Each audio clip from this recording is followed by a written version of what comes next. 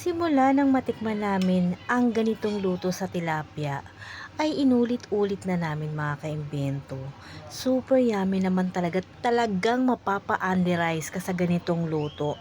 At syempre, i-share ko rin sa inyo kung paano ko ito ginawa. Una, yung dalawang malaking tilapia na mahilab-hilab, nilinis ko lang muna at nilagyan ko ng asin at paminta. And then ito namang dalawang malaking talong, tingnan nyo naman kung gaano kalaki, sinukat pa. Hiniwa ko lang ng ganyan kaliliit, pahaba-haba, para naman mas madali siyang maluto kasi pipirituhin natin yan mamaya. And then, sa isang pan, maglagay tayo ng oil at prituhin natin ang ating mga tilapia.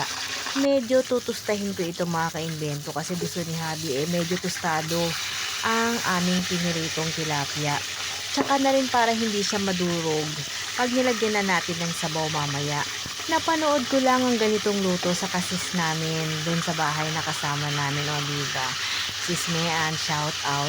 At nung natikman talaga namin is talaga naman tinanong ko sa kanya kung paano niya ginawa. At hindi naman siya nagdalawang isip na i-share sa akin kung paano niya iyon iniluto. And then pag prito na natin itong ating mga tilapia, isa-set aside muna natin. Sakto na yung ganyang luto mga kaimbento, medyo malutong talaga. And then sunod na natin iprito ang ating mga talong. Sobrang lalaki ng mga talong dito mga kaimbento, pero matabang. Hindi kagaya ng talong natin sa Pinas, is talaga namang manamis-namis. Isawsaw mo lang sa bagoong, talaga namang mapaparami ka na ng kain. Ilaga mo lang, iinsalada mo lang, is sobrang sarap na. And then dito sa isang pan, maglagay rin tayo ng konting mantika. Bali yung nilagay ko dyang mantika is yung pinagprituhan ko na rin para may lasa na siya ng tilapia, o diba? And then nilagyan ko rin siya ng luya, 2 tumblang, minins ko lang. And yung ating ano ba tawag yan, sibuyas, large size kasi mahilig talaga ako sa sibuyas mga kaimbento. And then yung atin naman na bawang, 4 cloves lang ng garlic yan. Nung lumabas na yung aroma at nagkaramelize na yung ating mga ginisang bawang, sibuyas at luya, saka naman ako naglagay nitong tomato paste. Bali yung tomato paste na yan mga kaimbento, lutuin natin mabuti para hindi siya maging maasim.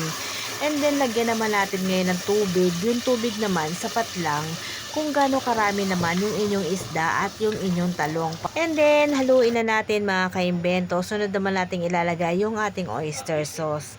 Yung oyster sauce naman is 2 kutsara lang. And then nilagyan ko rin siya ng 1 pirasong beef cube. At yung paminta ay depende na rin sa inyong panlasa. Nilagyan ko rin siya ng chili powder para naman medyo maanghang-anghang yung ating sabaw. And yung garlic powder naman is 1 teaspoon lang. At yung ating asin ay depende na rin sa inyong panlasa. And then yan, pag kumulo na, ilagay na natin ang ating mga napritong tilapia.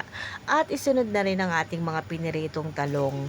At ang paghahalo rito is usod-usod lang mga kaimbento para hindi masira ang ating mga talong at ang ating mga isda.